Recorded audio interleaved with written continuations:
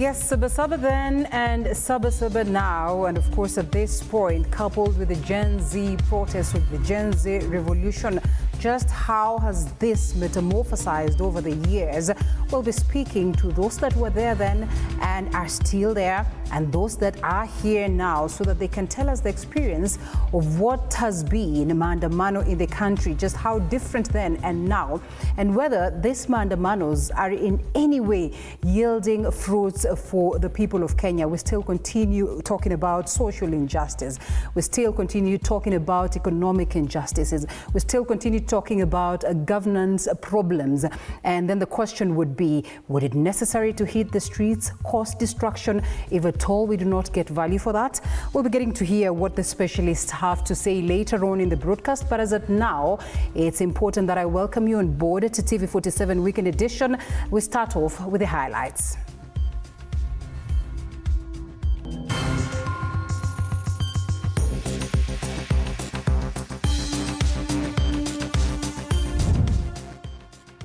Tonight, 16 suspects linked to abducting, killing and even consuming body parts of at least 8 children in West Pokot. Tulifanya juzi msako na hatukupata, lakini tumepata juzi sasa kama mtoto amepatikana kwa shamba. Sasa tukakuja kuangalia kwa nyumba iko nini ndani. Tukapata room wametolea manguo. The suspects have confessed to the killings. Also tonight, goons disrupt a press conference by women under Kenya Human Rights Commission, accusing the organizers of planning a Sabasaba protest. We are expected to be in our offices at the required time according to the policies put in place. The government insists Monday is not a public holiday. Plus, KHRC claims their staff for South African Martin Mavenjina was deported after arriving in Nairobi on Saturday. He was stopped at Jomo Kenyatta International Airport and he was refused entry to return.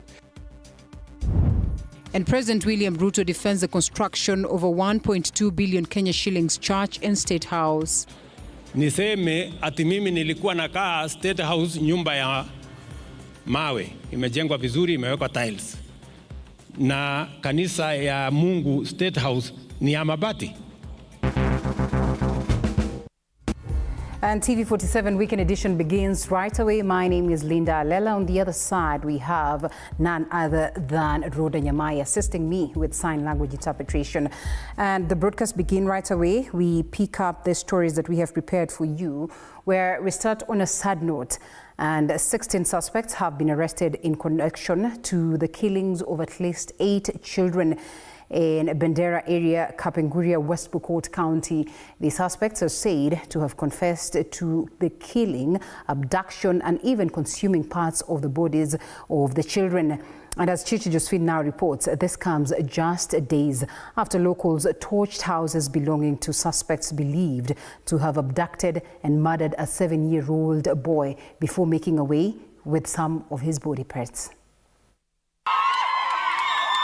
Tension has yet again gripped Bendera area in Kapenguria, West Pokot County, days after residents torched homesteads belonging to suspects of abduction and killings. This time following a confession by 16 suspects who allegedly admitted to abducting, killing and eating 8 children over the years.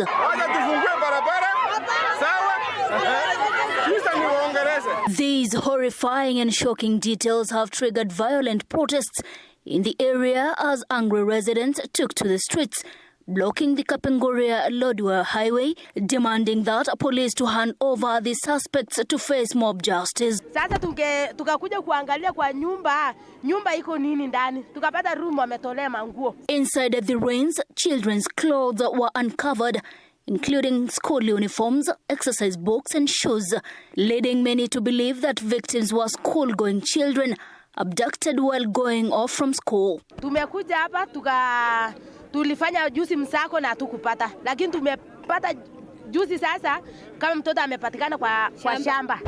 Sasa tukakuja kuangalia kwa nyumba iko nini ndani. Tukapata room wametolea manguo. Sasa na tunataka tujue hawa watoto wako wapi.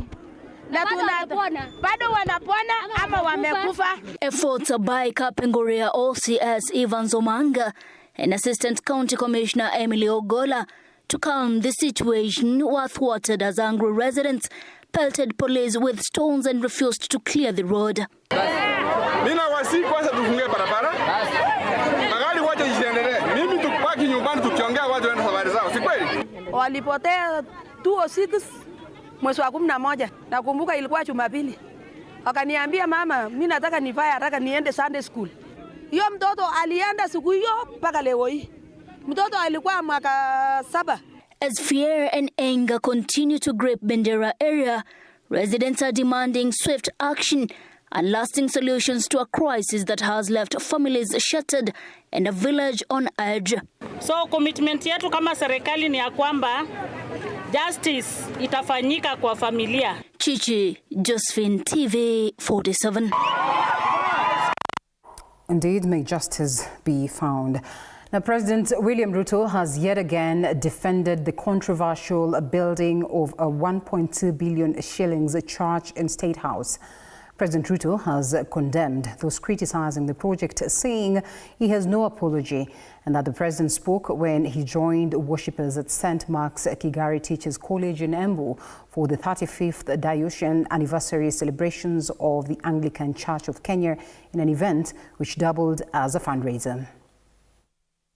While maintaining he will still build the now controversial church, President Ruto has defended the project, saying he's not going to use taxpayers' money to build the church. Embu Governor Cecily Mbarire has pledged support for building of a church at the house on the hill using personal funds. Na nimesema hatutatumia pesa ya serikali kujenga ile kanisa vile nyinyi hamujatumia pesa ya serikali kujenga hii yenu. Si hii yenu ni mchango yenu ndio mnajenga naye.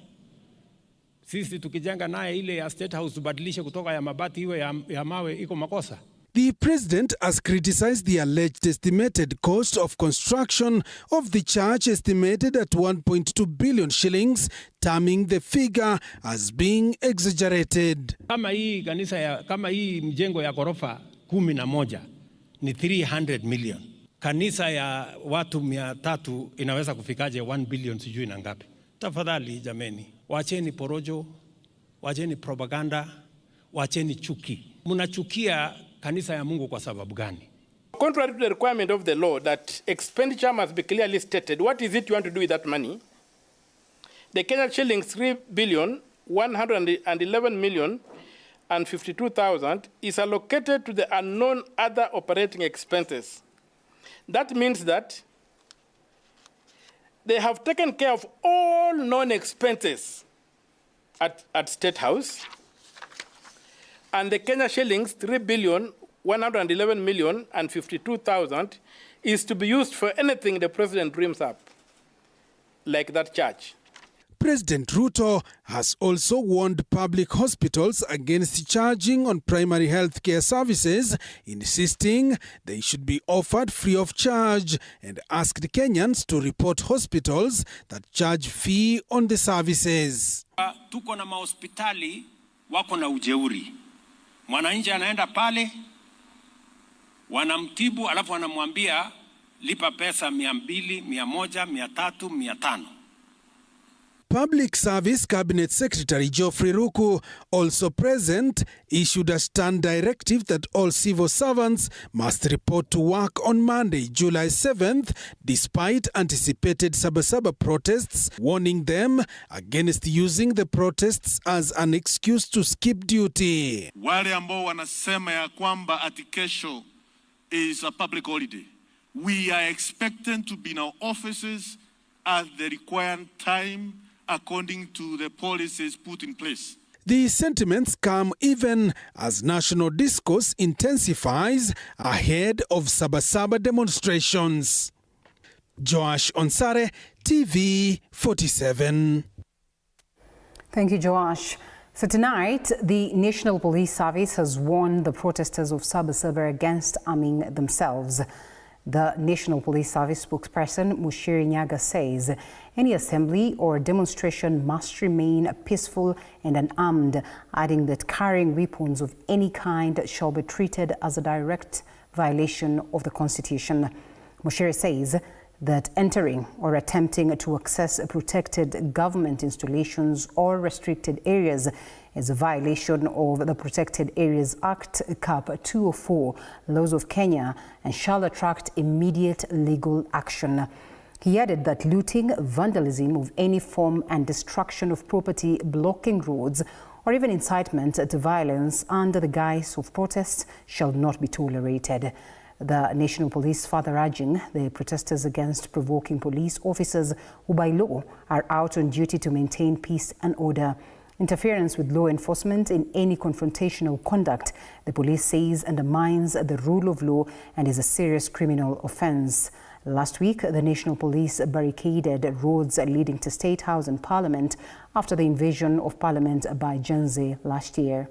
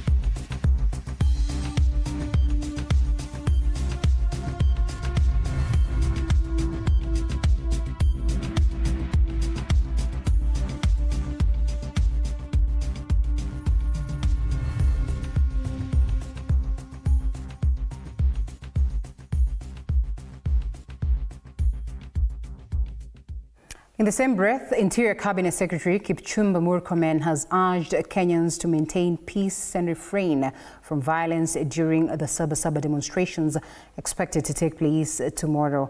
Speaking during a fundraiser in support of the Catholic Church in Tigania West constituency, Meru County, that is, Murkomen urged police officers to act in a professional manner to build public trust, as well as appealed to those picketing to be civil. Speaking at a Catholic Church fundraiser in Tigania, Meru County, Interior Cabinet Secretary Kipchumba Murkomen warned those planning to misuse the Sabasaba occasion. Mnataka nchi yenye polisi anafukuzwa, polisi anapigwa mawe, ati polisi amekimbizwa? Hapana. Tunataka nchi yetu ikuwe ni nchi ya amani. Na waomba wale wote wanajaribu kusema maandamano Jumatatu ama siku yote ingine yenye napanga, kujeni kwa maandamano kwa njia ya amani.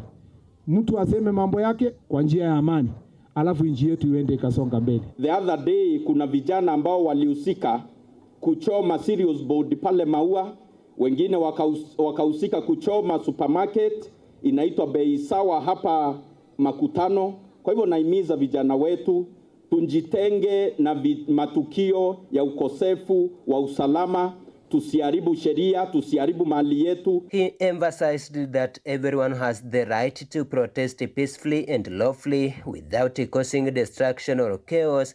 He also praised the police officers for maintaining law and order in the country. Mnataka tuwache inji watu wachome maduka, tuwache inji wachome police stations, tuwache inji wachome makotini? Sisi tumepewa jukumu la kisheria na tumepewa jukumu na nyinyi wananchi kuhakikisha kwamba wananchi wamekaa kwa amani. Na mwananchi yoyote ako na haki yake kufanya maandamano, lakini ikuwe ni maandamano ya amani. Leaders accompanying him, led by Water CS Eric Muga and Tigania West MP John Mutunga, criticized the opposition for lacking an agenda for Kenyans and promoting divisive politics. Matakwa ya rais ni kwamba kwa sasa sisi kama watu wake wa mkono, mawaziri wake, tufanyie nyinyi kazi. Ifikapo 2027 tutasimama tuseme serikali hii imefanya 1 2 3 4 5. Mnataka maendeleo ama mdomo mrefu? Sisi tutaongea. Tuseme kama mnataka maendeleo, tuingie maneno ya kupiga nduru, kupiga drum kila siku na kupiga siasa. Wanji Sostin, TV47. National Assembly Speaker Moses Wetangula has tarnished the one-term brigade by claiming that they are dividing the country, which might result in serious problems. Speaking in Kwale during a Sunday service at Lodo Promise Church, the National Assembly Speaker Moses Wetangula has urged members of parliament to be peace ambassadors across the country. Wetangula has supported the ongoing Kenya Kwanza empowerment programs across the country, saying it's high time that normal mwananchi benefits from the government. Wetangula was accompanied by other Kenya Kwanza leaders. Mhubiri ametuambia mambo ya amani, na amani ndiyo nguzo ya kila kitu. Tumekuwa na changamoto hapa Kenya. Mnakumbuka 2007 nchi yetu ilipasuka, watu wakauawa, watu wakafurushwa. Unaamka asubuhi unaambiwa rudi kwenu, na Kenya ndiyo kwenu. Hakuna mtu ana haki ya kukuambia urudi kwenu kwa sababu Kenya ni kwetu. Lakini kuna viongozi wengine ambao wanafikiri kama wao si viongozi, kama jamii yao haiko uongozi, hakuna uongozi kwa nchi yetu. Na hiyo ndiyo kitu tunakemea. Kwa sababu mtu yeyote kutoka jamii yeyote ana haki, ana nafasi na ana uwezo wa kuwa kiongozi wetu. The Independent Electoral and Boundaries Commission is currently conducting scheduled system maintenance on its voter verification portal. The Commission says the exercise is part of an ongoing migration to a new digital infrastructure, a move aimed at enhancing system performance, strengthening data security, and improving service delivery. The IEBC has assured the public that the registration details of all the 22.1 million voters as captured in the 2022 general election remain secure and unchanged during the process. The Commission will issue a public notice once the system is fully operational and ready for use, and the statement comes after a section of Kenyans raised concerns over missing data on the IEBC portal.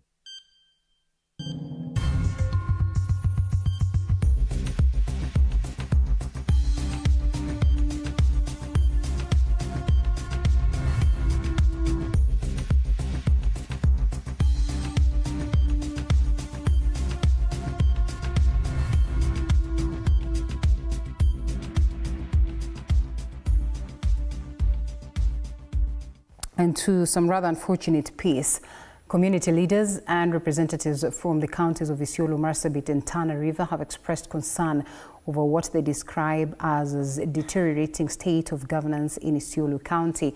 In a joint statement, the leaders said public services in the county have significantly declined, adding that development resources are being squandered through the illegal tendering, tribalism and politically motivated appointments that disregard the law.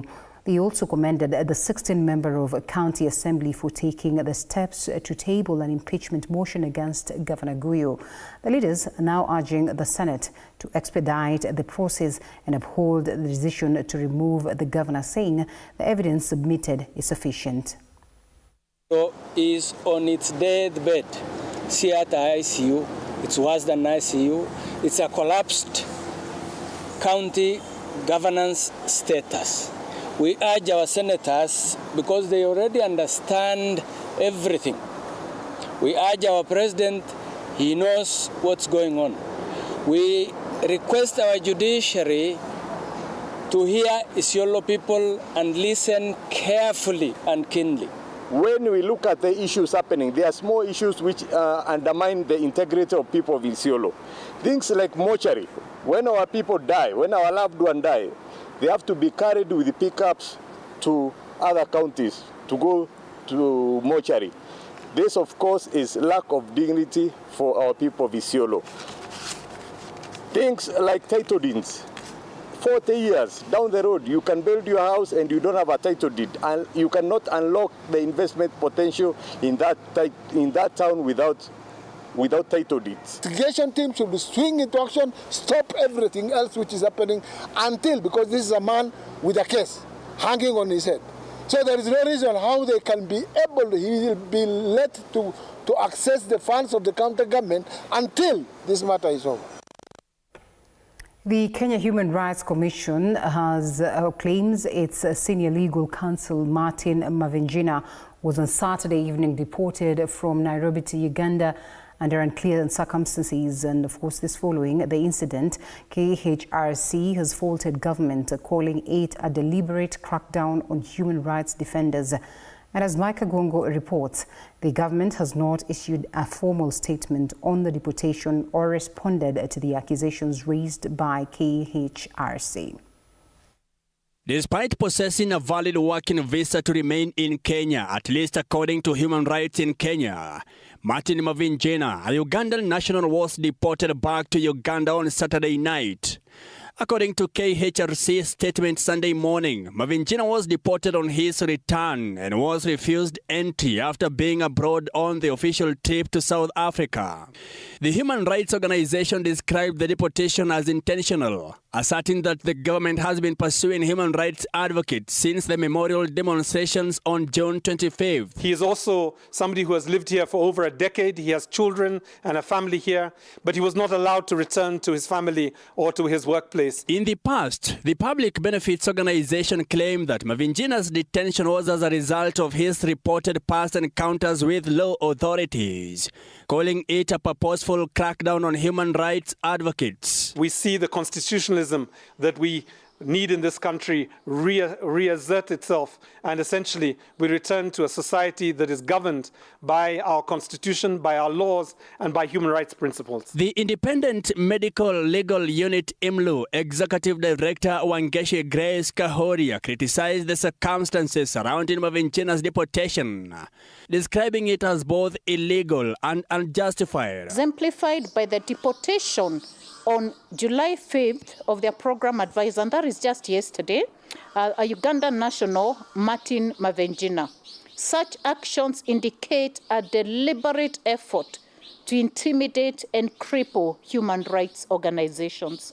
Mavinjina is essential to protecting human rights, and Amnesty International pledged to do all in its power to make his return possible.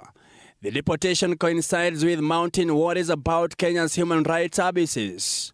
Since June 2025, the Kenya National Commission on Human Rights, KNHRC, has documented 60 protest-related deaths and 72 enforced disappearances, with state security forces allegedly playing a role. Mike Kagwango, TV47, Nairobi. A section of Muslim religious leaders have come out strongly against a recent Supreme Court decision allowing children born out of wedlock to inherit property from their deceased Muslim fathers. The clerics say the landmark ruling violates Islamic teachings and undermines the constitutional role of Qadhi's court. And Ren Kilemi with the details of that. A heated legal and religious debate is brewing within the Muslim community following a Supreme Court decision that allows children born out of wedlock to inherit from their deceased Muslim fathers. The Muslim leaders in Nairobi have condemned the recent Supreme Court ruling. The leaders say they have accessed the court by violating the constitution, which allows Muslims to be governed by the Sharia law in all personal matters, including marriage and divorce. Kwa hivyo there are Islamic principles which are guiding this, na hapo ndio sisi tunasema mahakimu ambao hawayaelewi haya ilikuwa wawekewe panel wawaeleze kabla kutoa hukumu zao, na ndio hiyo tunataka parliament wafanye bidii, waweke sheria na procedures ambazo zitawaongoza mahakimu wote kuhusu mambo kama haya. Speaking during a press briefing in Kwale, the Muslim clerics also called on the government and the legal institutions to intervene and protect the application of Islamic personal law as guaranteed in the constitution. Kwa niaba ya Waislamu wa dunia nzima tunakemea masala haya, sio haki kabisa, kwa sababu masala ya kisheria kuna kadhi mkuu ambaye kwamba amepewa mandate ya mambo kama haya, na urathi uko katika mandate hii ya kwamba kadhi mkuu anayashughulikia. Kwa hivyo hii kwanza ni kumkosea adabu, alafu pili ni sheria hii inagusana na faith. Urathi ni mambo ya kadhi. Urathi sio mambo ya mahakama kuu, ni chief kadhi ndio sisi tuamfuata kwa vile amewekwa kwa ajili ya kutuongoza sisi Waislamu. Na masala haya ya mahakama ya kadhi yako ndani ya katiba ya Kenya. Na pia kueleza zaidi ni kwamba ni mkataba baina ya Pwani na Kenya. Tulikubaliana Kenyatta, mzee Jomo Kenyatta, haya maneno haya mwaka 1963 katika masala matatu: urithi, kuna ndoa na talaka. Alikubali akaweka kidole kwamba mimi nitaishi na hawa Waislamu katika mfumo huu, na maneno kutoka koloni.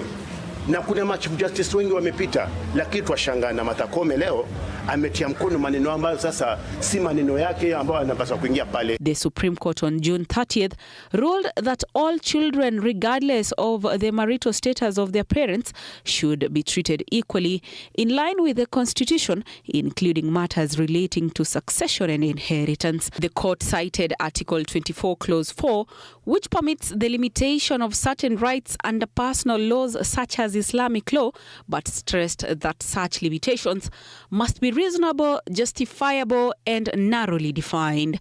As the dust settles on the Supreme Court's decision, the debate continues over the delicate balance between constitutional rights and religious law. Andrin Kilemi, TV47. Thank you, Andrin, for that. 25 minutes past the top of the hour. How about we take a quick break and then we come back with this.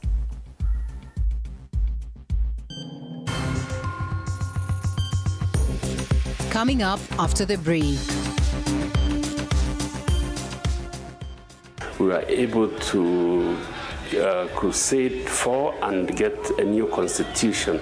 We take a contrast between the Sabasaba struggles in the 90s and the Gen Z protests in 2024 and 2025.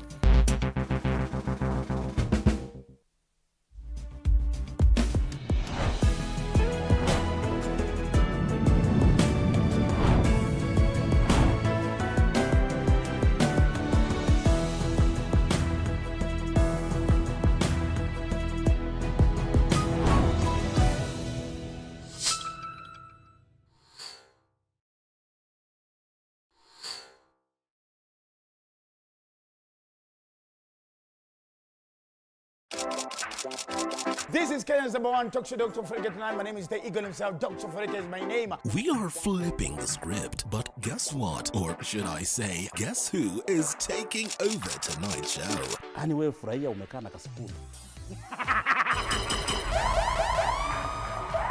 CP unit ni Punet. Ni Punet. Punet. So you guys knew about Piga. Saba basi. I say man, that don't give it the whole time. I don't want to go back to brokenness. Never. I just love the high life. Siwezi taka kuimagine ati nimesota. You have to watch to find out. Tune in every Wednesday from 7:30 p.m.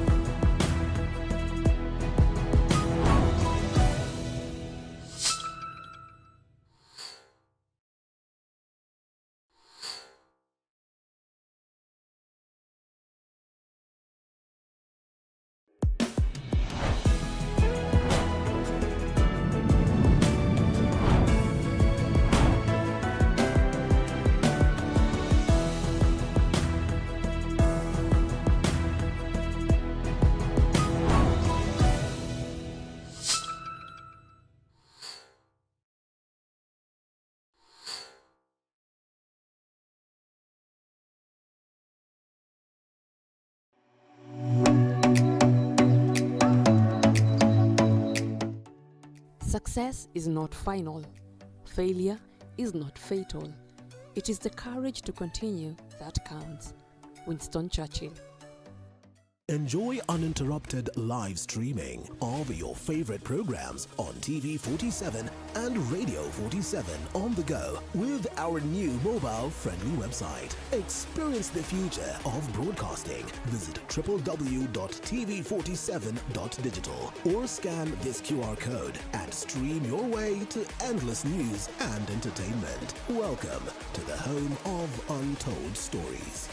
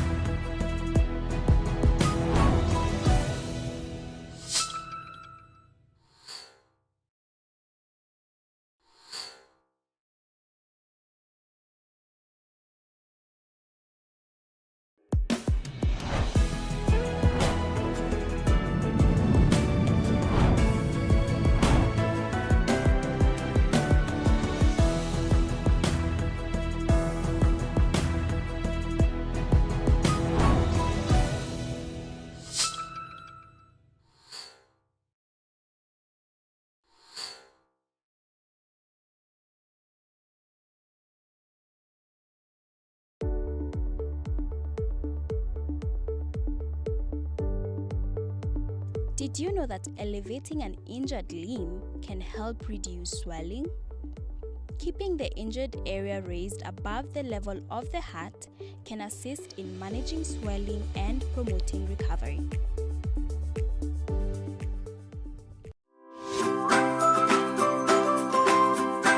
How to keep your ice cream cool. Bubble wrap is a powerful insulator. While on the road, keep your chunky monkey from melting by wrapping the print in plastic bubble wrap. It will stay firm for hours.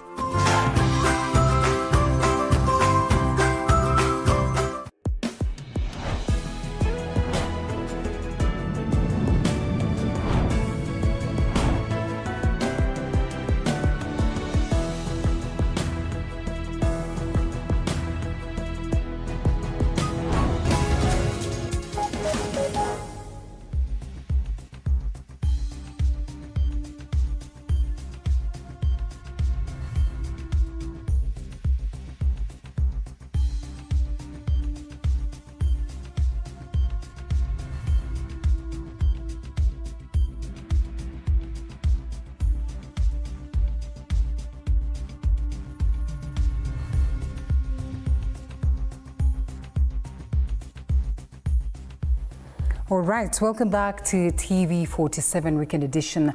Now, on Sunday evening, goons disrupted a press briefing called for by a section of Kenyan mothers with the intent to seek justice for slain protesters and to call for police restraint in the upcoming Sabasaba protests. The jitters of the scheduled protests have seen political and university leaders air out their opinions on the matter. This is some businesses notify customers that they will remain closed for fear of their businesses being vandalized. Modoni Brenda reports on the feelings of uncertainty surrounding the eve of the Sabasaba demos. This was the situation at the Kenya Human Rights offices in Nairobi on Sunday at around 2 p.m. as goons in masks wielding blunt weapons descended on a section of Kenyan mothers who intended to hold a press briefing condemning police brutality. With bravado, the goons streamed in, leaving the women and journalists to scamper for safety. Go, just utaweza. The goons, who were captured by TV47 cameras, seemed not to have faith in the ability of the masks to conceal their identities as they extended their frustrations to the cameras and journalists. Right here, we are the Kenya Human Rights Commission. This is a commission that do protect and promote human rights in this country. Yes. And today, as women, as mothers of this country, we had gathered here just to pray together. Women and the members of the fourth estate were driven out of the offices, and notice was given to anyone who would be found in the vicinity. former Chief Justice David Maraga has taken to his X platform to condemn the attack. Maraga stated, and I quote, "I vehemently condemn the violence against mothers at KHRC to speak against use of violence at tomorrow's Sabasaba commemoration. As I have said before, President Ruto must stop using armed militia against citizens. This is not only a violation of our constitution, but can also lead the country to instability." End of quote. LSK President Faith Odhiambo also said that the use of armed goons to suppress the voices of the people as they agitate for a better society and country is out of order. Odhiambo says the evolution of the deployment of goons from political gatherings to peaceful demonstrations and now to press conferences and public engagements is a cause for outrage. Siaya Governor James Orengo, who was in the front line at the Sabasaba demos in 1990, seemingly supported the Gen Z protests scheduled for Monday. Taking to his X account, Orengo explained that the dream of Sabasaba was enshrined in Katiba 2010, but before the ink dried, was turned on its head and every pillar weakened. He further stated that nothing has been spared, including the now separation of the church and state, before calling on Gen Zs to continue with the struggle. However, Prime Cabinet Secretary Musalia Mudavadi advised the young generation against championing for military rule, giving examples of the president of Burkina Faso, Ibrahim Traore. Mudavadi explained that military rulers have nothing good to offer to the local citizens. Viongozi wanaonyesha kwa mtandao ati wameweka bunduki hapa, wamekaa na barakoa. Mimi wana kwa mtandao ati wanafikiri ati huo ndio uongozi. A section of university leaders called on comrades to boycott the Sabasaba protests. Some businesses and institutions in some parts of the country have notified their customers that their gates will remain closed on the day of the protests. The only thing that we need as a nation now is sober people. Comrades power. Power. We need proper structured dialogue. Comrades power. Power. We call upon every youth from all walks of life today that tomorrow this nation lies solely on our hands. Comrades power.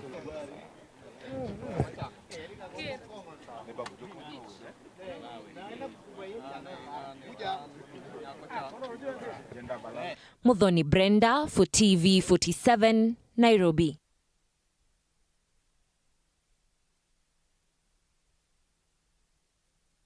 Thank you, Mudhoni.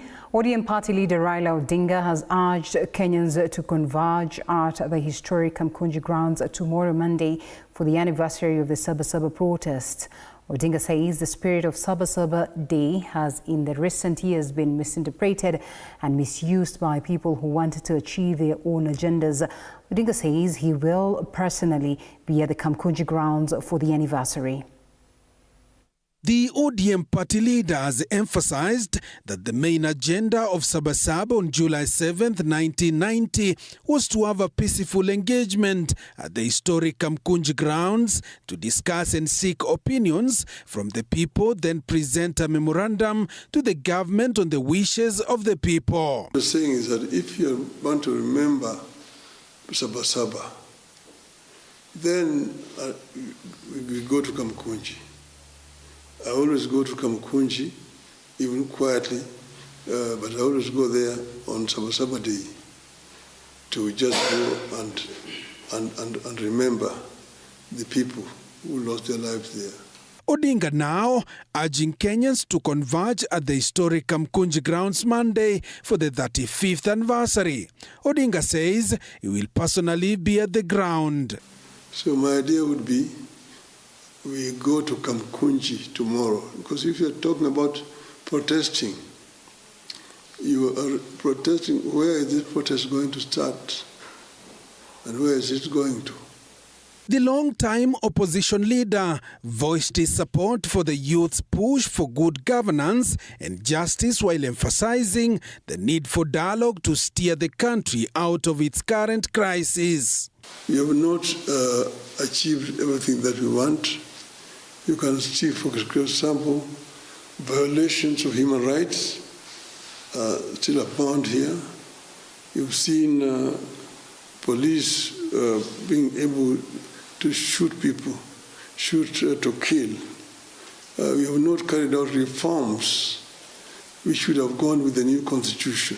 He says organizers of tomorrow's Sabasaba activity should do it in the spirit of the 1990 liberators by converging in one place and remember those who were killed in the fight for freedom and justice in Kenya. You know, and therefore the many of our people are still deprived, are still suffering 60 years since independence. So there have been gains and there have been losses. This comes at the time when there is heightened displeasure among the Gen Zs towards the government.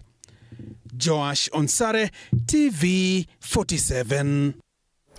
Thank you, Joash. In that very spirit, we speak about this. Sabasaba then, Sabasaba now. 35 years and counting, we continue to see the different faces of demos in the country. This time around, with the faces of a different generation. The generation then, the generation now converge. The faces labeled the voices of change. They say no retreat, no surrender. But the biggest question then lingers. What will it take to bring a lifetime solution to the cries of Kenyans? Let's listen in to these people.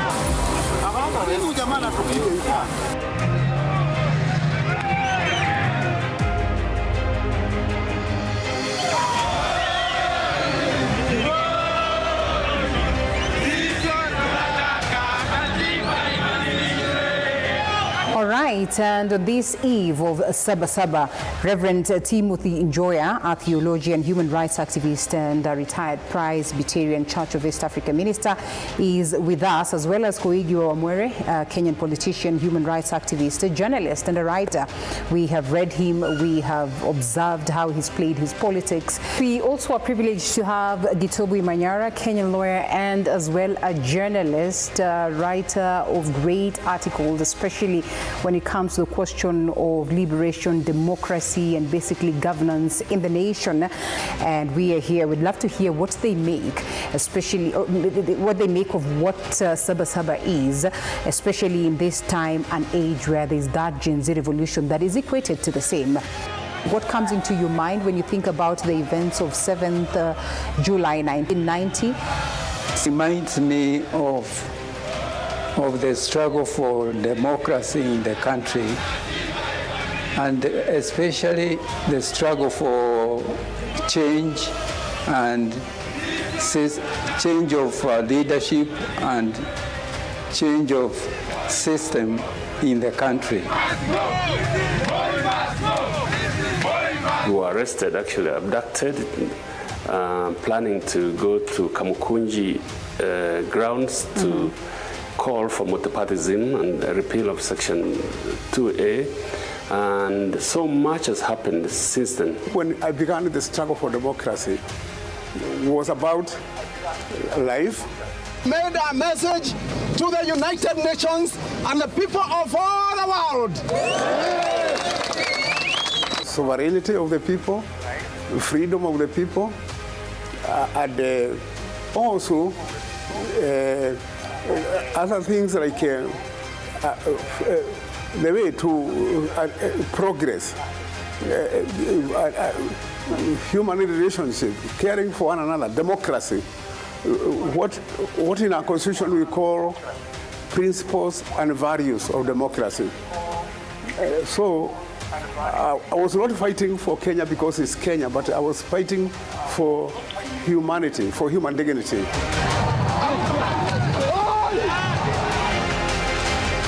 It also reminds me of detentions that people are put into, and even as abductions of people as what we observe today, and also assassinations of people.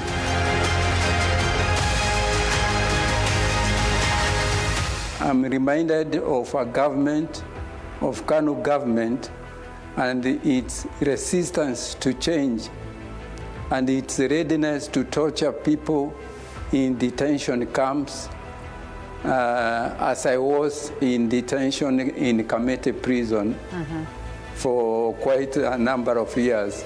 Moi must go, we see.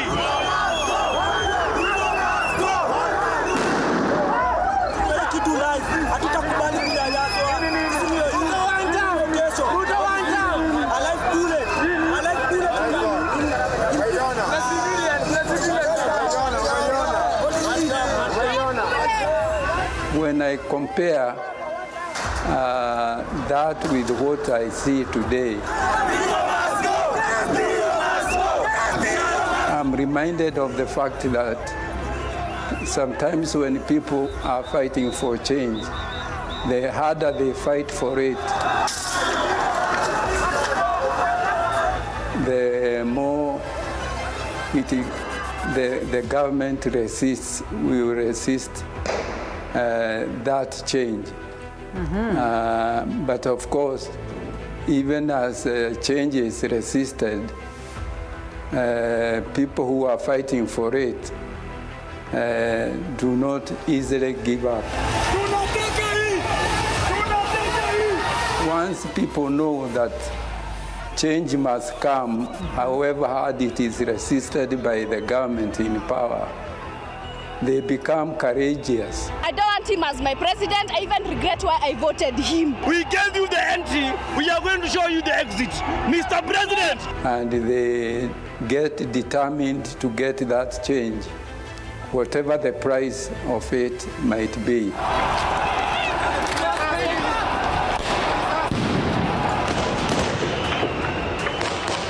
So much has been happening because of that. First, we were able to repeal Section 2A. We were able to limit the presidential term of office. We were able to crusade for and get a new constitution. So all these events, the Sabasaba riot, as they call them, or protest of 1990, laid the foundation stone of what we are now enjoying under the 2010 Constitution. Do you suppose that in this time and age, Kenyans should be undergoing the kind of, things that they are undergoing that are pretty similar, almost so and so a replica of what was playing back then in terms of dealing with a regime they termed as not so fair as to giving Mwananchi what, they would constitutionally be accorded to? Today, we don't have... We have monarchies, okay. We have autocracies, but they can't rule. They can't, like the previous one ruled. Now they have left the rule to puppet. Like Ruto has left his rule. He left it to Gachagua. Gachagua couldn't manage it. Now he has left it to Raila. We can see how Raila is going to manage it, because these are what we call surrogate. They are governing Kenya without the legitimacy of a monarchy, but they are dynastical, because they rule without the mandate. They rule without the electoral mandate. The person who has the election mandate, but he does not accept it as an election mandate, he takes it as if it's a property or his own property. He takes the election which put him in power as if they gave him Kenya as a property. Tumpongeze kwa makofi anapopokezwa katiba ya Jamhuri ya Kenya. Ni dhahiri shahiri kwamba anakuwa amiri jeshi mkuu wa majeshi ya ulinzi ya Kenya. Kenya did not give, it only gave responsibility to him. The responsibility to manage democracy, the responsibility to manage our economy, to manage our hospitals, our schools, and everything. But instead of accepting that responsibility, he turned the responsibility into a kleptocracy, a government ruled by the left.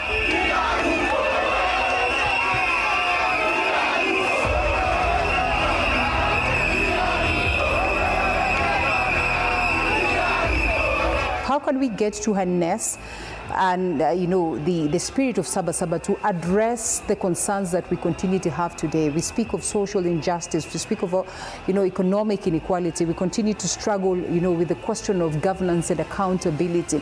That today we still talk about leaders that are ruling away from what the Constitution dictates. What is the essence of all this struggle if at all Kenyans cannot enjoy the basics that the Constitution accords to them? It's like they are saying in South Africa that it has not been enough to have freedom without economic independence. Mm-hmm. And of course, if people have neither, or have only freedom or independence, they are going to ask for more that they need. I remember Jenu Mwariama, mm-hmm.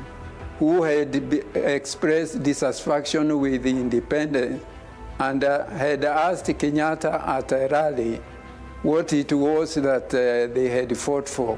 What happened to what they had fought for. Mm-hmm. And Mwariama said that they wanted land and freedom, while Kenyatta gave him a very disappointing answer. Mm-hmm. That what Africans had gone to the bush to fight for was an African government. And he reminded Mwariama, as long as black people are in power, mm-hmm. that they needed to be happy about independence. So many lessons to learn, particularly for the leadership, who seem to think that old tactics can work this day and age. So I celebrate this day because what we started 35 years ago, we've seen the Gen Zs take up and achieve a lot more within a very, very short time.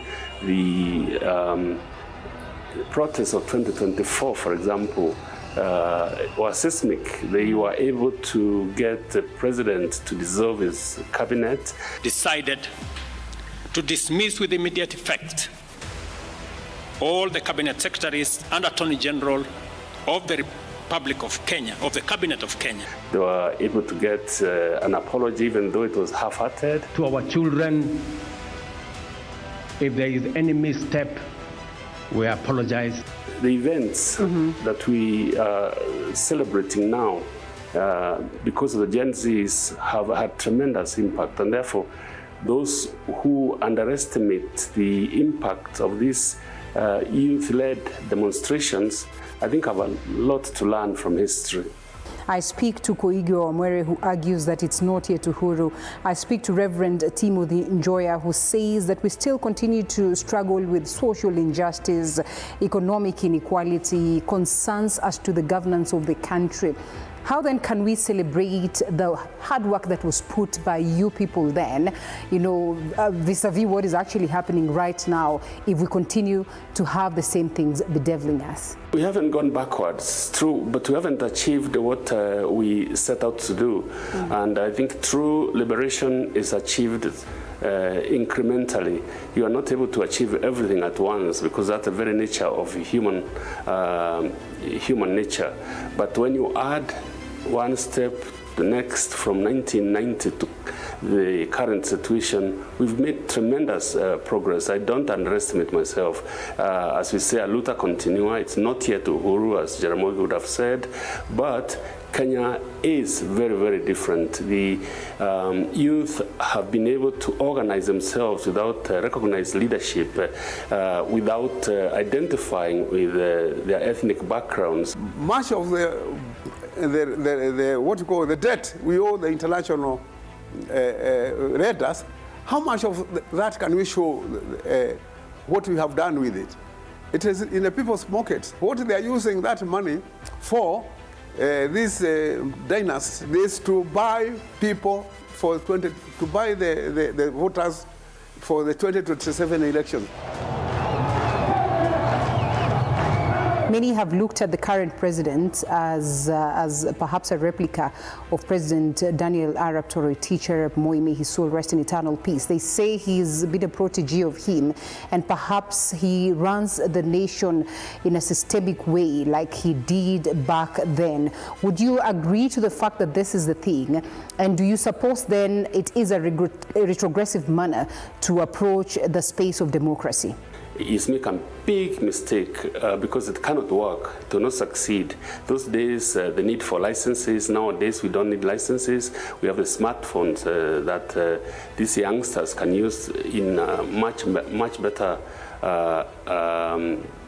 way than the old telephone numbers where we had to book Chester House for press conferences. The youth of Kenya today are showing us that the world has changed, and President Ruto ought to be the first to recognize that the Moi template cannot apply.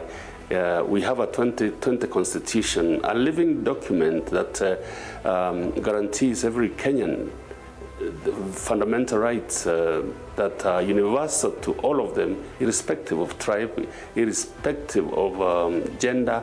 And what the president really needs to do is run the nation in accordance with the oath of office that he took to defend the constitution, not to dismantle it, which is what he is attempting to do and has tried to do over the last 2.5 years that he's been the president of Kenya. Do you see the same spirit that was then, perhaps in 1990? Years on, even as the Gen Z revolution then comes in to join this, because we see youth committing to hit the streets tomorrow.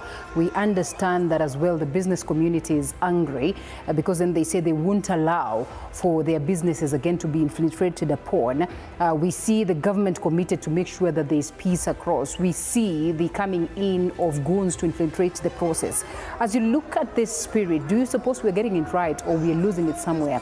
And is it likely to help us gain any positives, like you say, Sabasaba 1990 managed to gain? I think challenges that we are facing currently is the refusal by the ruling elite to acknowledge the supremacy of the Constitution, to run the country in accordance with the Constitution, to do things after public participation. You cannot, under the 2010 Constitution that is in force, pass legislation or make roadside decrees that are not in accordance with the Constitution, that have not been subjected to public participation in a very meaningful way, not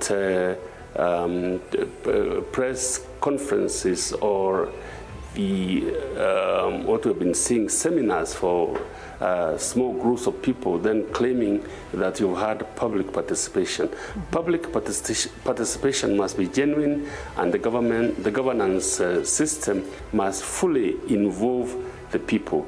Don't forget that the people are sovereign. Article 1 of the Constitution recognizes the source of all authority as the people, and those holding positions in the public service do so under delegated powers from us, from we the people.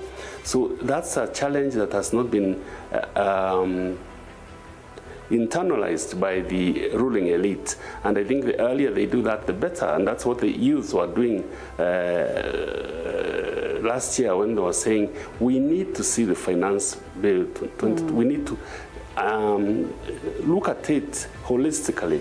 We need to look at the implications, realizing that the education system in this country is producing highly qualified young people with no guarantee for jobs.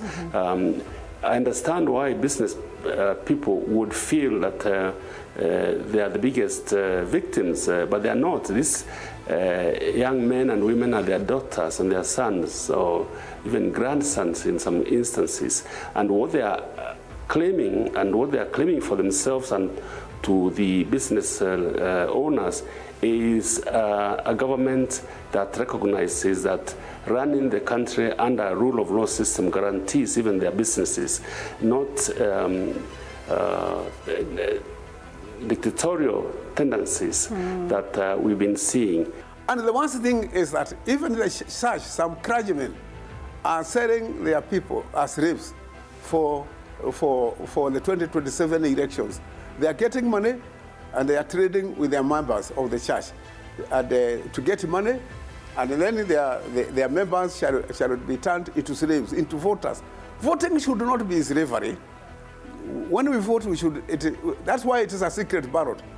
We should not be known whom we voted for or whether we voted for so and so. But now when we are bought, we are given the burden of having to vote the way we are told because of conscience, as robots, because we are bought, we are sold, we are slaves. So what I'm advocating is restoration of human dignity, restoration of humanity, of dignity, of humanity to the people who are created in God's image, in God's likeness, and as such, they are sovereign like God. When they talk about a leaderless, revolution, when they talk about a tribeless revolution, that perhaps 1 year on, there's nothing much to show for, the lives that were lost, for perhaps, the struggles that we witnessed sometimes in 2024 during the protests. What do you think? What is this one thing that the youth miss out on so that then they can confidently come and wrap up the revolution to get fruits for themselves and for the country at large? I, for one, think that they have achieved so much within such a short time, and the future is bright. The leadership of the day cannot possibly run this country excluding the youth. And in looking at the events of last year, comparing them to the events of 1990, when I was in my early 30s, as just like the current Gen Zs, there's so much that has changed, despite the abductions, despite the disrespect of court orders, despite the attempt to muzzle the other two arms of government. We still have a judiciary that is functional. We still have judges and magistrates who recognize that they have a duty to live by the letter and spirit of the law, and therefore the Gen Zs must feel that they have not lost. We didn't feel that way in 1990 because we had the Section 2A repealed. We didn't feel that way in the period up to 2010 when we adopted a new constitution. So my message to the Kenyan youth is continue. The struggle continues. In the end, you will harvest what you are sowing now. It doesn't always come up.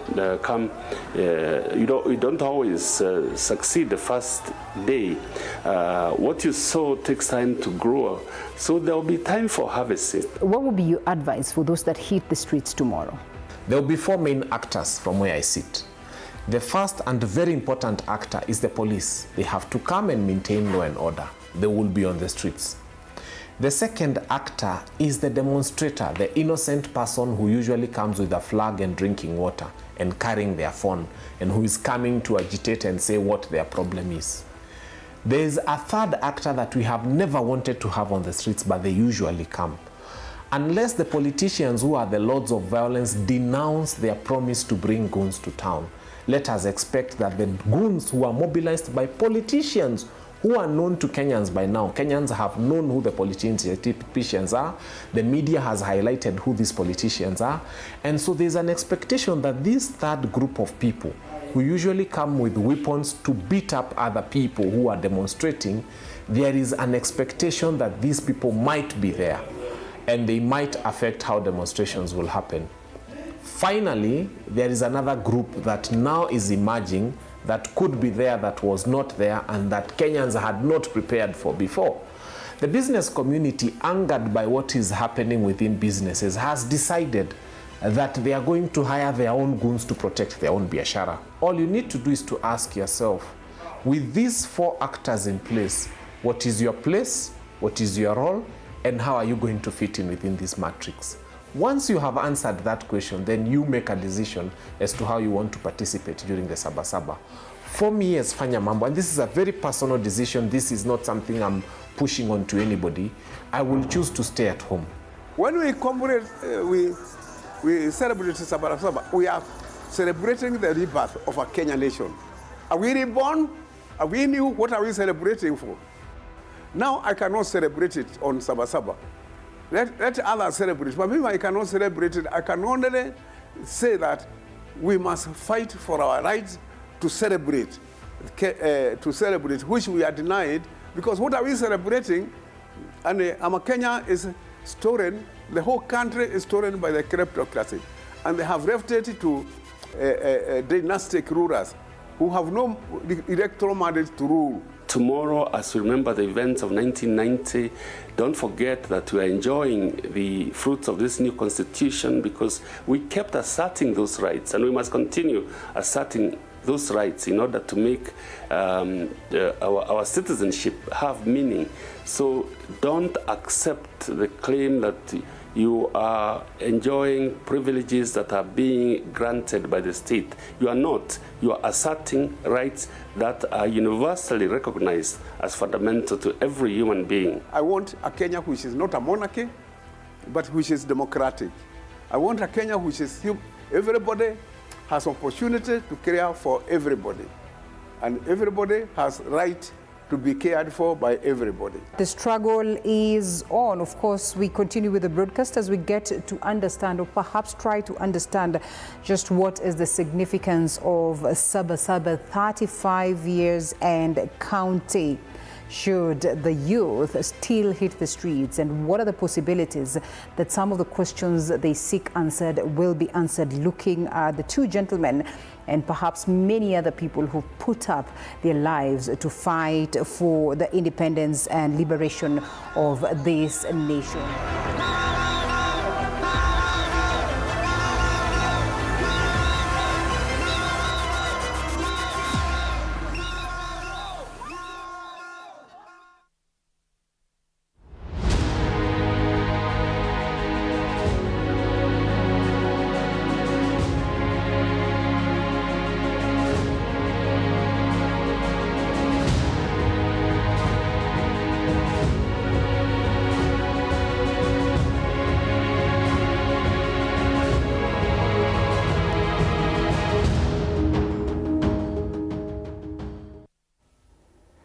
And why you could be asking yourself, why reminisce? Is that despite all the tough times over the years, despite the fact that we are scared of what tomorrow brings on board, there are very many things to celebrate out of the numerous times when Kenyans have hit the streets to fight for their rights, to fight for liberation. And those ones we appreciate, those ones we reminisce upon.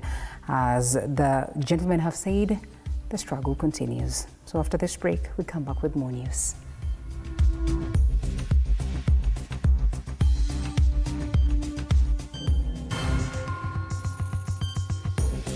Coming up after the break. Hundreds of school-going children in parts of West Pokot County are at risk of dropping out of school due to ongoing commercial gold mining activities in the area.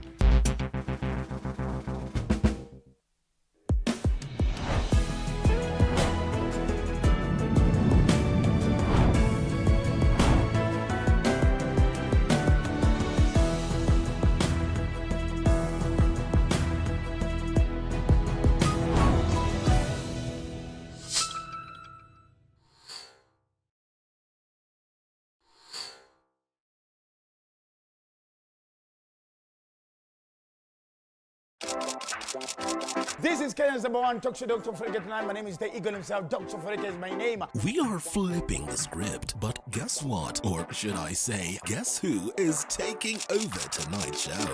Anyway, furahia umekaa na kasipuni. CP unit ni Punet. So you guys knew about Piga. Saba basi. Nasema that I'm giving the whole time. I don't want to go back to brokenness.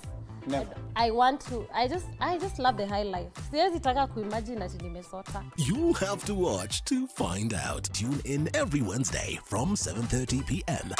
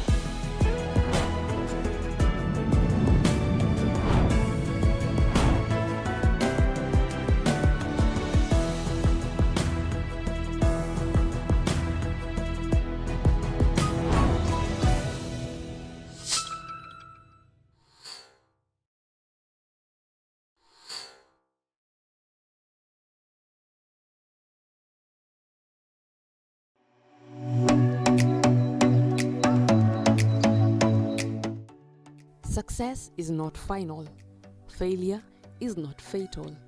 It is the courage to continue that counts. Winston Churchill. Enjoy uninterrupted live streaming of your favorite programs on TV47 and Radio 47 on the go with our new mobile-friendly website. Experience the future of broadcasting. Visit www.tv47.digital or scan this QR code and stream your way to endless news and entertainment. Welcome to the home of untold stories.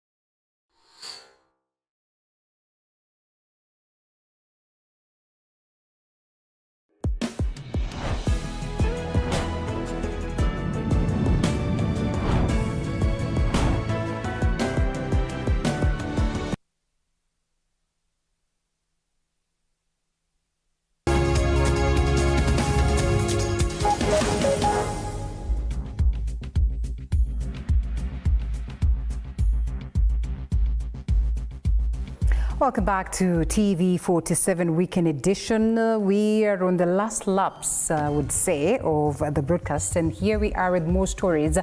Hundreds of school-going children in parts of Urua, Kambi Karaya, Lami Nyeusi, Takwel and Romos in West Pokot County are at a risk of dropping out of school due to ongoing commercial gold mining activities in the area. In this story that was produced by our very own West Pokot County correspondent Andrew Juma, TV47 has established that most of these children have joined their parents in gold mines, abandoning school in order to support parents in finding livelihoods. In the rolling hills and valleys of Kenya's West Pokot County, where the wind carries songs of tradition and whispers of the past, the Pokot people stand out for their vibrant and unique culture of pastoralism. The county's main town, Kapenguria, having grown over a period of time from a small town to what it is now, being the county headquarters.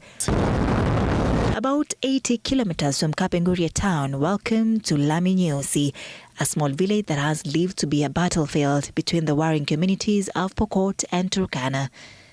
This place borders Turkana County. This was the face of this area 2 years ago. The center was abandoned, scattered and sparsely populated as gunshots, frequent attacks by bandits were the order of the day here. Mimi sikukuwa na hii tumbo. Sasa ile mtu anataka kufunga kwa Mungu. Mimi na yeye. Today, the area seems to be taking shape. Heavy trucks and excavators now turning here. Permanent structures have already been established. A busy center and scramble for resources are among the reasons why the center is transformed. Locals tell us how gold mining activities have transformed their lives. Hakuna maneno ya kuiba ng'ombe, hakuna maneno ya kuchokosana na majirani. Maneno ya gold imetusaidia sana. Kwanza hii watu ya magreda, maoria, ameajiri vijana wengi sana. Anasema kazi ni kazi. Hii ni kazi. Ama namna gani? Yeye mwenyewe rais alisema kazi ni kazi, hata kazi ya karaya ni kazi, ama namna gani? This area is at risk. A risk indeed. This is Karaya ECDE, a school that is set to lose its compound as gold miners take advantage of the community by digging the school compound without caring about the future of these children. Kuchimba hii madini imeleta changamoto ambazo ni tele kabisa. Utapata walikuwa kutaka kutajirika mapema, wengi walianza kuvamia hata mashamba ya serikali. Kuna shule huko ambazo zimeathirika, wamesonga na kuvamia viwanja vya shule, na katika kuchimba wanatumia mashine. Hii mashine inatoa kelele na ni mchana, utapata wanafunzi wako darasani, kwa hivyo hawawezi pata kuelewa, na pia afya yao inaathirika sana na hizi kelele zinazotokana na hizi mashine. Pia kuna wakati wa kiangazi, kuna ile vumbi ambayo inatoka, na hii vumbi inaingia kwenye madarasa kwa sababu hawajachukua hatua yote kuzuia kuenea kwa hii vumbi. Kwa hivyo hiyo vumbi ina athari kubwa sana kwa afya ya wanafunzi pamoja na walimu katika hizi shule. County government led by Mr. Kachapin, His Excellency Simeon Kachapin. Kama shule yako an ECD class inafahamiwa mpaka karibu saizi daanguka, and you're the governor, what kind of leadership, what kind of people do you want to see in the next 20 years once you are out of office? What kind of legacy would you like to see in West Pokot? Ambaye watu ni literate, ambaye resources ya West Pokot imetolewa na ikapelekwa na watu wengine. Because Chinese ana haja na development ya West Pokot. He wants the proceeds of what he gets out of that illegal mining. You know, if he structure mambo ya illegal mining or mining, not illegal, mining itself, kutakuwa na hii corporate social responsibility, itakuwa inajenga hizo mashule, itakuwa inatengeneza mabarabara, inaleta madawa. But now you are dealing with a robber ambaye umeleta West Pokot afanye illegal mining na kupatia pesa iende kwa mfuko. Aiende kwa county government, inaenda kwa mfuko ya mtu personal. So we are asking the leaders, what kind of legacy do we want to see in the next 20 years? Kwa sababu mtoto wa 5 years, 10 years anafanya illegal mining, huyu mtu akiwa 30 years atakuwa namna gani? Is illiterate na ana mapato mengine ya kufanya. Shamba imeenda, environment imeharibika. What kind of population do you want to see? He himself as a governor. The number of learners here has also dropped as many of the learners have abandoned school and joined their parents in mining their way of livelihoods. Watu wanatoka Baringo, wanatoka wapi, wanakuja kula pesa hapa. Sisi sasa tumeangangania hapa hivi na mafita ya Turkana na Pokot yote wanapigana, hata mavupa imejaa kwa msituni huko. Kama nashinda nyinyi serikali, sina kuchoma. Sina choma kabisa. Hata mimi mwenyewe peke yangu, mimi naweza kuchoma. Kulika hasara hii. Tunataka serikali apunge makreda yote. Hiyo watu aende na hiyo biashara, hatutaki tena. Ameletea hasara mingi. Pay attention to this video. This is a group of artisanal gold miners, but among them there are children, very active, working hard with the aim of getting something at the end of the day. These children are at the ages of between 10 to 15 years. They have no plans to return to school. No one is here to regulate the whole mining process, maybe to check who is eligible to take part in the exercise. Mambo ni mawili hapa. Aidha wazazi wamewaajia watoto waende mining, ama watoto wenyewe wamekuwa attracted na wazazi kwamba mining huwa wanapata pesa. Mimi najua kwamba hizi pesa za mining is just a short lived, itaisha, lakini kupokea mambo ya masomo is permanent. Sasa hiyo ndio tunajaribu kuwaelezea kwamba hii mining ni temporal, lakini kupata elimu ni sawa na kupata maisha bora huko mbeleni. So I'm appealing to the leadership. I know they have done quite a lot, but still a lot need to be done, especially in enlightening the parents on the importance of education. Because these minerals, there is one time that they will deplete. And when the minerals get depleted, there will be no money for these parents. They will be aged by that time. And the worst is that the children will not have gone to school and they will not be able to help them in their old age. Artisanal mining refers to small-scale, often informal mining activities that use basic tools and techniques. It's typically labor-intensive and may involve manual digging, panning, or sluicing to extract minerals like gold, diamonds, or gemstones.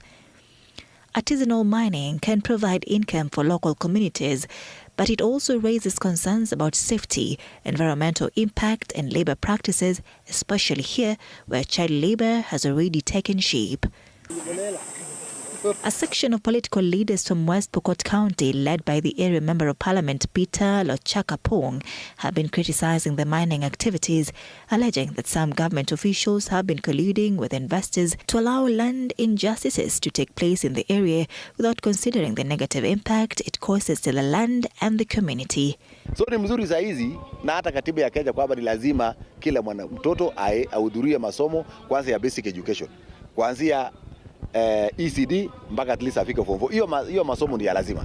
Na wale ambao wanataka kuhakikisha kwamba ni lazima ni serikali. Na serikali kuu hapa inaongozwa na county commissioner, kuna DCC, kuna wale wengine mpaka machifu. So hawa ndio wanataka wafanye kazi yao kuhakikisha kwamba watoto wote wanaenda shule kwa wakati huu. Ili hao watoto wasikue shida hapa mbele na wakuje watulaumu kwamba nyinyi mliona sisi tukifanya hii kazi na hamkutuambia kwamba kazi haikuwa mzuri na hamkutupeleka shule. Kwa sababu sisi kama viongozi watatulaumu wakati hiyo. Na ndio tunataka kusema wakati huu. Wacha tuseme hata kuna wale ambao waoni kama ni mzuri, lakini kwa sababu tumepatiwa jukumu kama viongozi na tumechaguliwa wakati huu, wacha tuelekeze watu kwa njia ya ukweli. Human rights activists in the area argue that if mining activities are not regulated in the area, the county is set to face increased rates of poverty, increased cases of insecurity, banditry, and high illiteracy levels, since learning institutions will not have anyone in the facilities.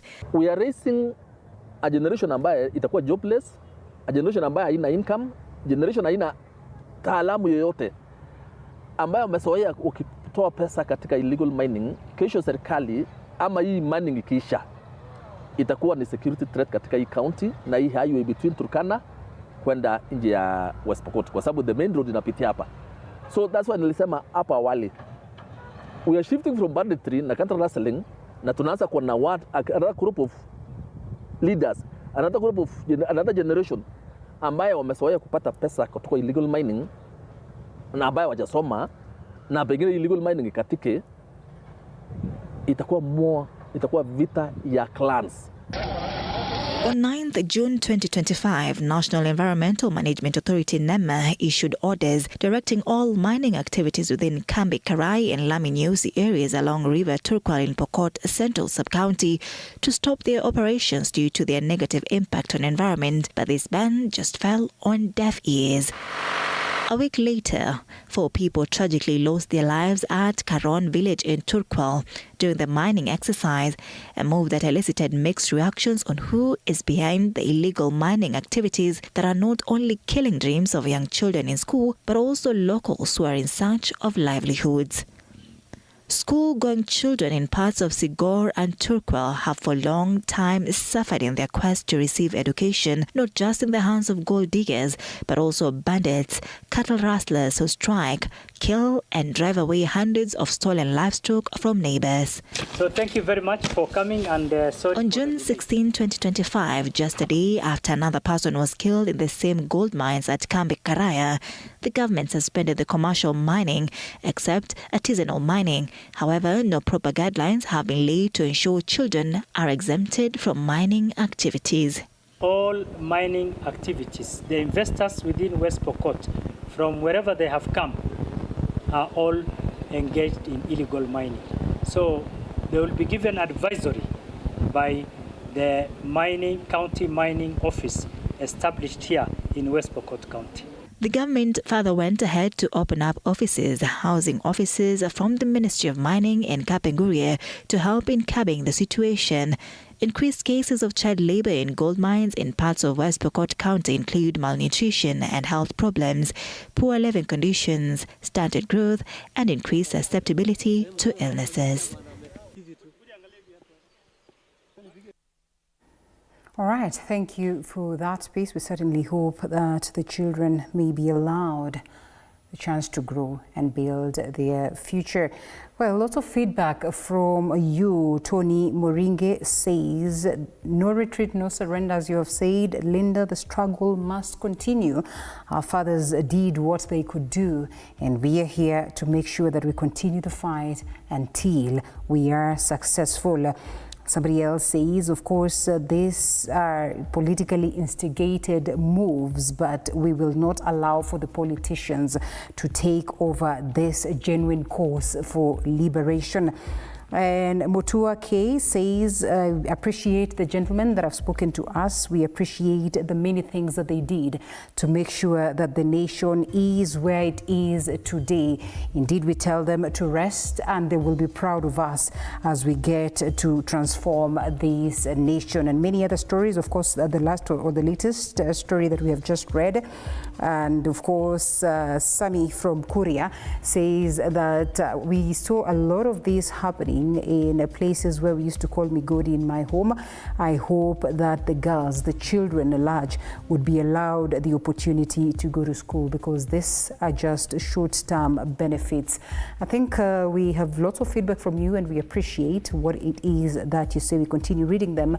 Please continue sending them and keeping it at TV47. We'll take a short break and we're back.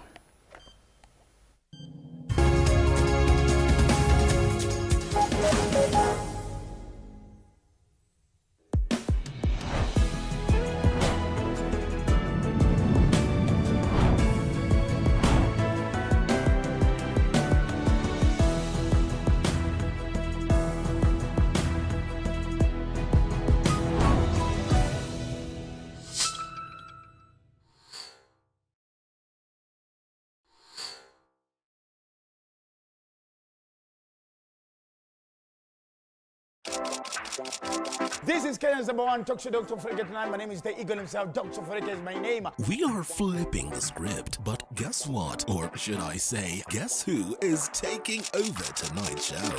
Anyway, furahia umekaa na kasukuma.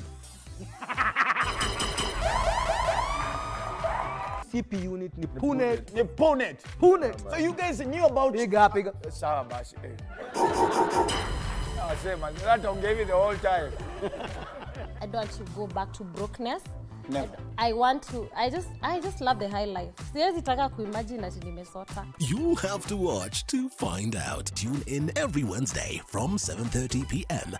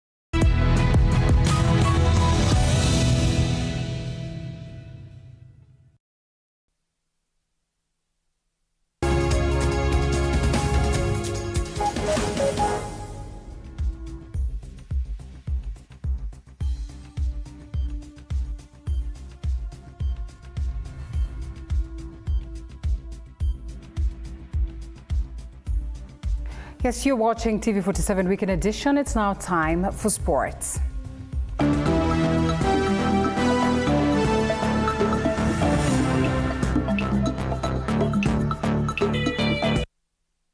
All right, and of course, those moments when you caught flat-footed. And we go straight to it. Benson Murkomen Tunyo and Emily Chepkemoi are the champions of the 4th edition of the Nairobi City Marathon.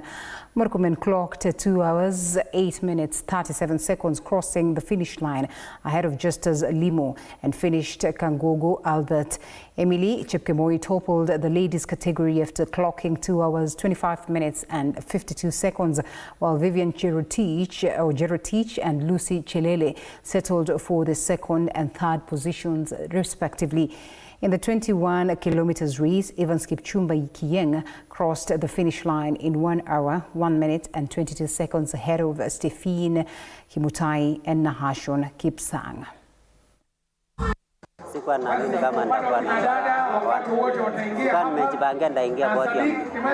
Vile nilikuwa 25 km nikasikia kama mwili base iko juu wako 250, nikakuja na base ya 301 kupiga 33 km mimi nikafunga, alafu ndio nikashikilia mpaka 37 ndio nikaondoka. Kata nilikuwa nimejiandaa but niliona mpaka nikaritika, nikasema Mungu amenipea hiyo, nikaritika nayo nambari la pili.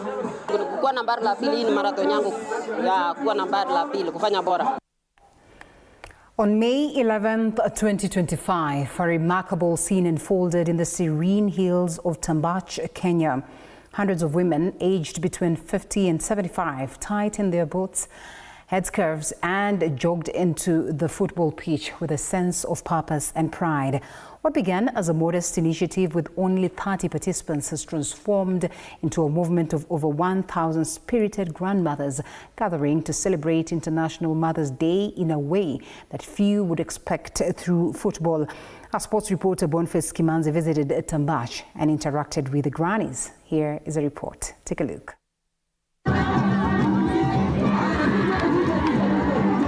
These women are part of Kenya's Grannies Football Federation, a group redefining what it means to grow older. Huwa tunaumwa na misuli, kadhalika ukitaka kuamka hata ukikaa chini nasikia umechoka, lakini wakati tulikuja kuanza mpira mimi nikafurahia sana. Kwa hivyo furaha yangu ni vile tunacheza. With every kick, pass and goal, they are not only celebrating motherhood and community, but also challenging societal norms around aging and physical activity. Tunapata manufaa ya kwamba nguvu, tumetengeneza nguvu ambaye muscles imekuwa na nguvu, alafu tunapunguza uzee. Tunashukuru kwa hii mchezo, imetusaidia sana, tutaongeza miaka. The rise of this unlikely sports movement is rooted in a growing awareness of the silent epidemic of physical inactivity among older adults. Tumekuwa tukifikiria tu ni michezo ya watoto ama young youth, lakini tumefurahi hata sisi wazee tunaweza cheza. Nimeona wazee hata kushinda mimi wanacheza vizuri sana, na hiyo inafanya wapate maisha marefu.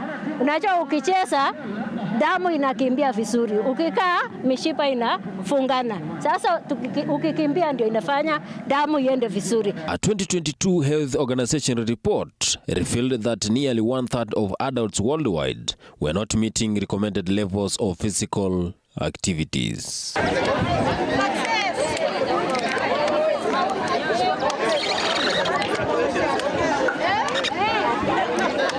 The consequences of such inactivity are dire increased risk of heart diseases, diabetes, obesity, and mental health issues. Kuna tournament ambayo tulitoa South Africa Limpopo. Tournament ikakuja tukapewa tournament kuja Kenya 2027.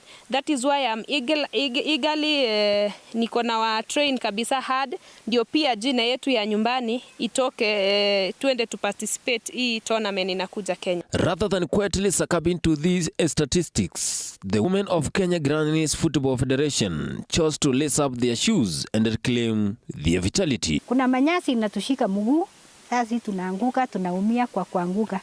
Kwa hivyo ombi langu kama wamekubali kutusaidia hivi tukiwa wazee, watutengenezee kiwanja hata tuwe na kiwanja mzuri.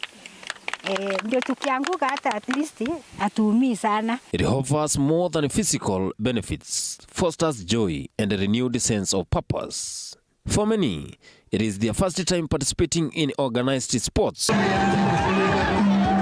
They play not to compete, but to connect with themselves, with each other, and with the broader movement that celebrities aging with dignity and joy. Kucheza ni kusaidia sisi tu, sio ati tuende nje. Usipoenda nje, bado mili yetu inakuwa mzuri, inafanya damu yetu itembee vizuri. So we are playing for health. The women speak through their actions, bending low to tackle, sprinting down the wing, and erupting in laughter when a teammate scores.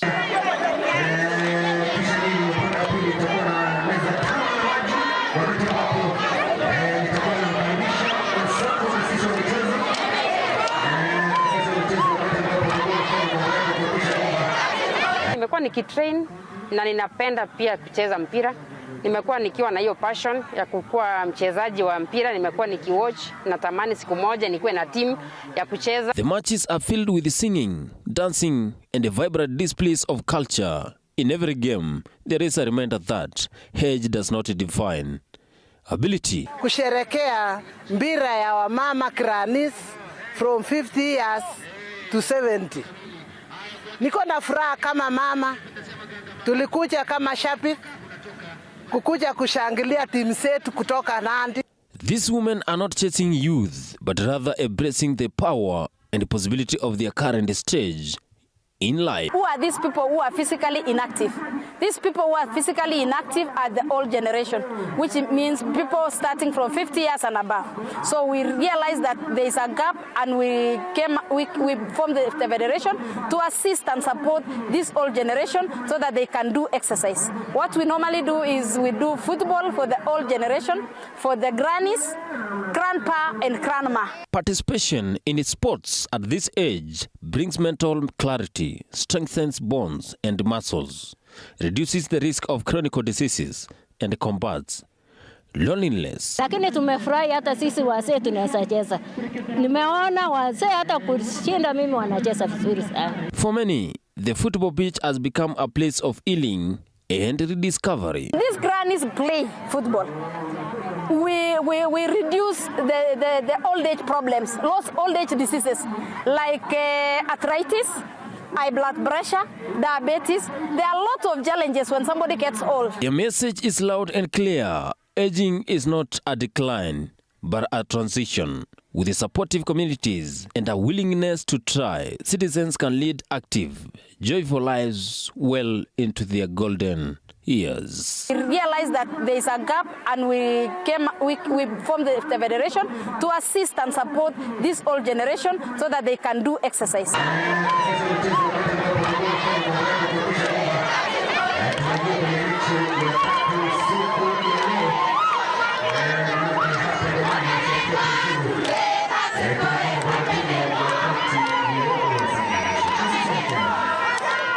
The Kenyan Grannies Football Tournament has marked a greater initiative in empowering senior women through sports.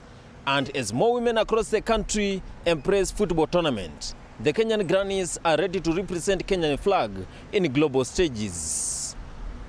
Boniface Kimanzi for TV47 Sports.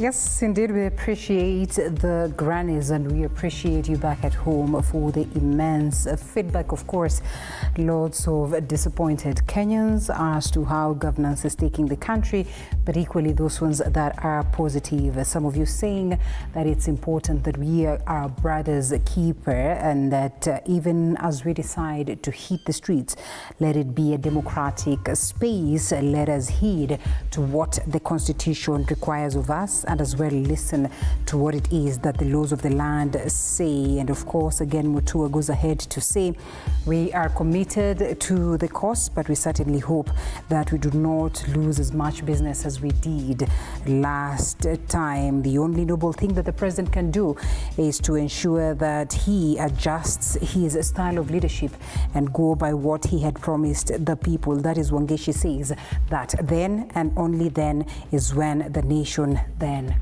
will stand. That is the match that we had for you this evening.